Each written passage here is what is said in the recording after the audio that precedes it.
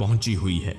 हर जंजीर के अंदर आग भड़क रही है और वही जंजीर इंसान को घसीटती हुई ऐसे दरवाजे तक ले जा रही है जहां न हवा है न रोशनी, सिर्फ आग की बू। वहां जमीन नहीं बल्कि जमीन आग में पिघली हुई कोयला है।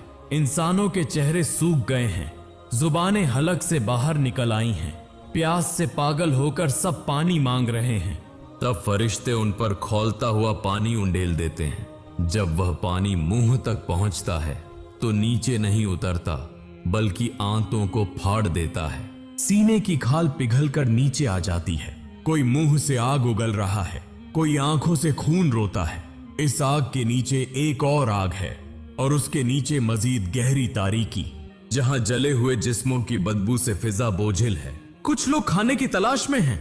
फरिश्ते कहते हैं, खाओ, यही तुम्हारा खाना है। वह जो फल देते हैं वह देखने में सब्ज है मगर उसका नाम जकूम है।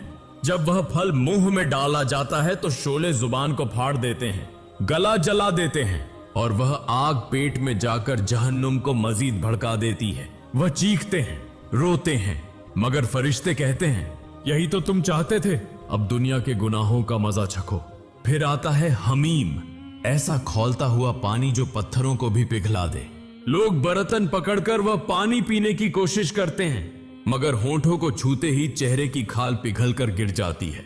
फिर भी प्यास के मारे वह पीते हैं। पीने के फौरन बाद उनके पेट फट जाते हैं, आंतें बाहर आ जाती हैं। कोई मरना चाहता है मगर वहां मौत नहीं। फरिश्ते डांट कर कहते हैं, यही वह मौत है जिससे तुम दुनिया में नहीं डरते थे। हर एक को आग में फेंका जा रहा है। कोई उल्टा लटका हुआ है, किसी की पीठ पर आग जल रही है, कोई पिघलकर दोबारा बन रहा है।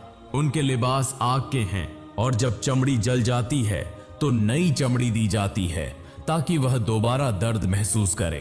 कोई शोलों में डूबकर पिघल रहा है, फिर ऊपर उठकर सांस लेता है, फिर दोबारा नीचे खींचा जाता है। चारों तरफ सिर्फ एक ही आवाज है, चीखों की, दहाड़ की, रोने की और लोहे के पिघलने की। यह मंजर इतना हौलनाक है कि फरिश्ते भी मुंह फेर लेते हैं। लोग चिल्ला चिल्ला कर कहते हैं, ऐ हमारे रब, हमें इस अजाब से निकाल ले, हम अब तेरी इताअत करेंगे। मगर जवाब आता है, जब तुम जमीन पर थे मेरी आयत तुम्हें सुनाई जाती थी, तुम हंसते और मजाक उड़ाते, आज उसी हंसी का बदला पा रहे हो।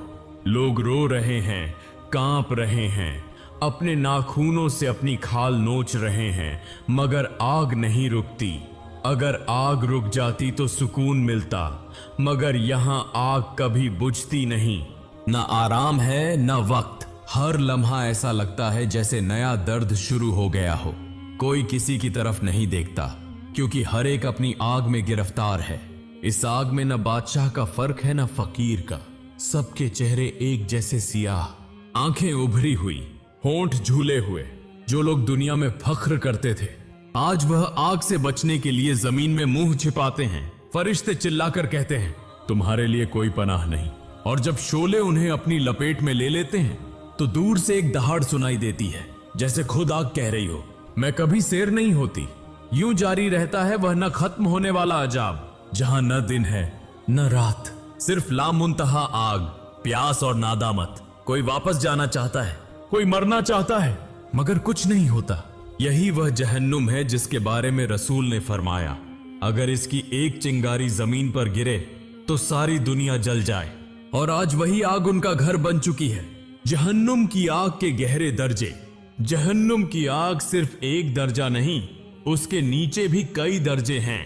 ऊपर की आग जहां जिस्म की खाल पिघला देती है, वहां नीचे की आग हड्डियों तक को पिघला देती है।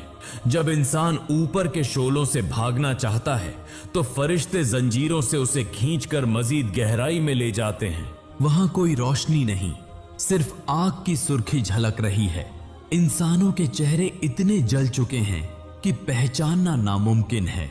कोई खड़ा है, कोई घुटनों के बल बैठा है, कोई दीवारों से सिर मार रहा है। सब एक ही आवाज में रो रहे हैं। उनका रोना आवाज नहीं बनता बल्कि आग के शोर में गुम हो जाता है। फिर फरिश्ते आकर कहते हैं, क्या तुम